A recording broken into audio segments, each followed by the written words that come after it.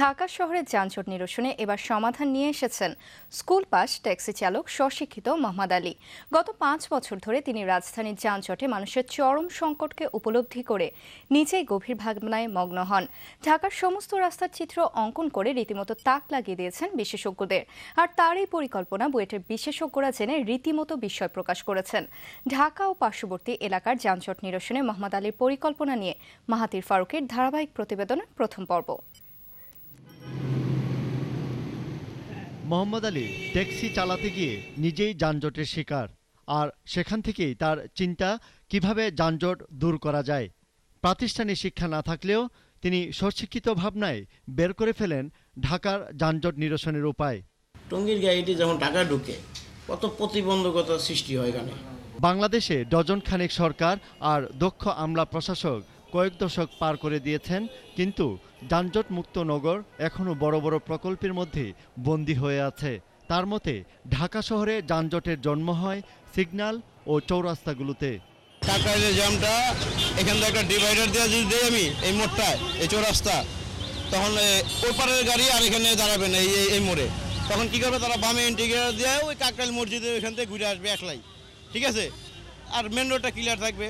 আর আমি যদি ওই পারের গাড়ি যে এই পারে আসে তাদের এই রাস্তা যদি আটকানো থাকে, ডিভাইডার থাকে, তাহলে তারা কি করবে বামে চলে যাবে। বামে চলে যায়, সামনে গাজী ভবন আছে, ওই গাজী ভবন থেকে ঘুরে ইউটার্ন নিয়ে চলে আসবে।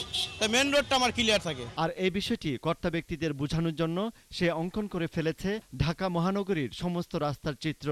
বিশেষজ্ঞরা তার ভাবনা ও অঙ্কন দেখে রীতিমতো বিস্ময় প্রকাশ করেছেন। সে আমি বলবো রিয়েলি একটা গিফটেড বয়, এবং তার আমি বলবো যে ইঞ্জিনিয়ারদের মেধার থেকে আমি বলবো সুপারসিড করে গেছে তার মেধা। কারণ 5 বছরের সাধনা চারটিখানে কথা না, রিয়েল সাধনা।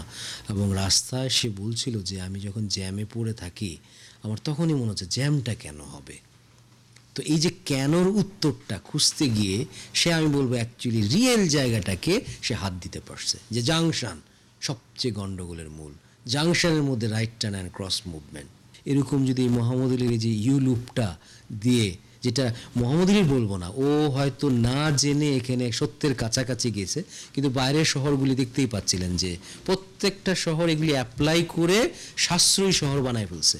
এখানেই শেষ নয়, অস্ট্রেলিয়া, দুবাই ও ব্যাংকক সহ বিভিন্ন আধুনিক নগরীর রাস্তাঘাট যেভাবে তৈরি হয়েছে তা মোহাম্মদ আলীর ঢাকা শহরকে যানজট মুক্ত করার বিশদ পরিকল্পনার সাথেও মিল রয়েছে বলেও জানান এ বিশেষজ্ঞ।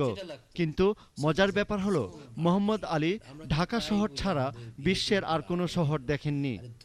মোহাম্মদ আলী তার পরিকল্পনা নিয়ে পুলিশ কমিশনার, নগর ভবন, সংসদ সদস্য, প্রধানমন্ত্রীর দপ্তর সহ আরও অনেকের কাছে গিয়েছেন, কিন্তু কেউই বাস্তবায়নে আগ্রহ দেখাননি।